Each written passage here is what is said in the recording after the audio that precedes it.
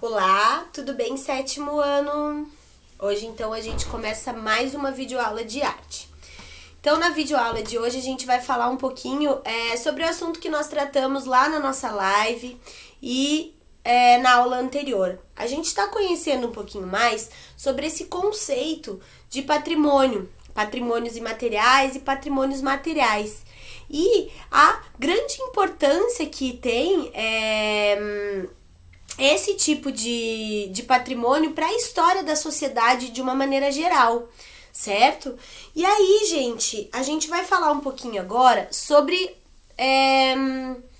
como é importante para a preservação desses patrimônios que exista esses órgãos e esses títulos para que esses patrimônios eles sejam preservados, né? Para que eles consigam levar a nossa cultura por muitos anos. Então a gente aprendeu que esses patrimônios tombados, eles têm um protocolo de preservação, né? Então eles devem ser preservados dentro da sua originalidade.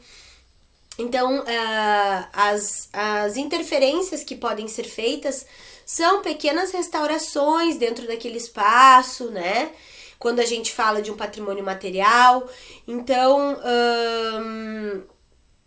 aí eu faço uma pergunta para vocês. Lá na página 20 de vocês, a gente tem uma imagem de uma estátua do Santos Dumont. Essa estátua do Santos Dumont de Andrade, ela foi feita por um mineiro também, coincidentemente, chamado Léo Santana. E ela tá lá no calçadão de Copacabana e ela já foi vandalizada muitas vezes. E ela torna-se, então, um patrimônio cultural do Rio de Janeiro, né? E que importância que isso tem para a preservação dela, né? Então, quando a gente está falando de um patrimônio, significa que um ato de vandalismo, ele torna-se um crime. O vandalismo ele é criminoso, mas quando a gente está falando de algo que é importante para o país de uma maneira geral, né, para uma região de uma maneira geral, a gente está falando de algo com extrema importância. Então o ato da vandalização ele fica muito mais restrito, né? As pessoas elas vão pensar lá em deteriorar aquele patrimônio, porque elas podem ter medidas severas de correção, né? Então, por isso é muito importante que esses patrimônios eles sejam tombados, certo, gente? E aí a gente falou um pouquinho a respeito lá na nossa live de alguns patrimônios que nós temos aqui em Curitiba. Eu pedi para que vocês fizessem uma pesquisa e enviassem para mim por e-mail a respeito dos nossos patrimônios, para a gente conhecer um pouquinho mais da nossa cidade, da nossa cultura, né? É importante que a gente valorize a cultura da nossa região. E aí, gente, lá na página 21 da apostila, a gente vai falar um pouquinho sobre o conceito de paisagem sonora, que é o assunto que a gente vai tratar hoje aqui nessa aula. E aí, quando a gente fala sobre esse conceito de paisagem sonora, vocês vão lembrar lá quem teve aula com a prof lá no terceiro ano, que a gente fez alguns trabalhos relacionados a isso. Então, a paisagem sonora, ela tem a ver com os sons que aquele determinado local, que aquele determinado ambiente, ele tem como característica. Então, quando a gente estava falando lá dos sinos, lá de Minas Gerais, a gente está falando de uma paisagem sonora. E aí eu pergunto para vocês, será que seria possível vocês estarem em um determinado local, sem saber onde vocês estão, com os olhos vendados, apenas ouvindo o som, ouvindo os sons daquele ambiente? Será que vocês teriam a capacidade de descobrir aonde vocês estão? Pensem aí. Se a gente pegasse vocês aí, vendasse os olhos de vocês, levasse vocês para um local e nesse local vocês não soubessem aonde era, será que haveria a possibilidade de descobrir só com os sons aonde a gente está? Sim, né, pessoal? E aí, isso se chama paisagem sonora. A paisagem sonora, ela demonstra as características do local através da audição, não através da visão.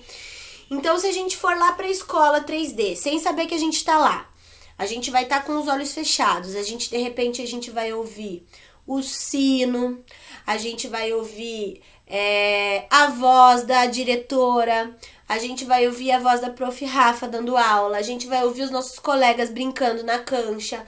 Será que vocês conseguiriam descobrir que vocês estão na escola? Eu acho que sim, né? Através da percepção auditiva. E aí, cada local, ele tem uma característica. Ou toca uma música, ou tem um tipo de fala, ou tem algum sinal, como lá na nossa escola, a gente tem o nosso sinal que toca, enfim. É possível a gente identificar um lugar, sim, através dos sons. E aí a gente chama isso de paisagem sonora, certo? Lá na apostila de vocês, a gente coloca, então, tem um texto bacana lá falando sobre isso. Uma cidade, ela pode ser relacionada a uma paisagem visual, mas também uma paisagem sonora. E como que a gente faria isso? Então, se vocês, de repente, tivessem que representar Curitiba, nossa cidade, através de uma de sons, de que forma vocês fariam isso? Eu gostaria que vocês pensassem aí. É um desafio que eu tô dando para vocês. Então, esse conjunto de sons típicos, ele pode ser chamado de paisagem sonora. E aí, essas paisagens sonoras, elas são capazes de nos transmitir, de nos passar sentimentos, emoções, lembranças, né? Então, às vezes, de repente, a gente tá andando lá e escuta o som de um passarinho. E aí esse passarinho, ele vai remeter vocês lá à infância de vocês, à casa de vocês, da avó de vocês, que tinha um passarinho que cantava daquele jeito. Então aquela paisagem sonora que tinha lá na casa de vocês, da avó de vocês, ela vem para um outro momento e ela transmite para vocês, ela traz para vocês uma memória afetiva legal, interessante. Então o conceito da paisagem sonora é muito bacana, gente. Ele pode ser muito afetivo também. Então existem determinados sons que nos fazem lembrar de determinadas situações, determinados momentos da nossa vida, né? E aí a gente chama isso, então, de paisagem sonora, certo? E aí, pessoal, já que nós aprendemos um pouquinho hoje sobre esse conceito da paisagem sonora, falamos um pouquinho mais sobre os patrimônios, eu gostaria que vocês fizessem aí uma experiência, certo? Então, vocês vão fechar os olhos de vocês e vocês vão descrever a paisagem sonora que vocês estão ouvindo aí, aonde vocês estão agora. Quais são os sons que vocês estão ouvindo? Se esses sons são frequentes toda vez que vocês estão aí nesse determinado lugar. Se esses sons, eles têm um significado para vocês, se eles trazem alguma memória afetiva para vocês. Se eles são apenas ruídos, se eles são músicas, se existe silêncio também. Então, o desafio de hoje é que vocês representem a paisagem sonora aí do local que vocês estão e vocês escrevam lá pra mim num papel essa paisagem sonora que vocês estão ouvindo de maneira descritiva, certo?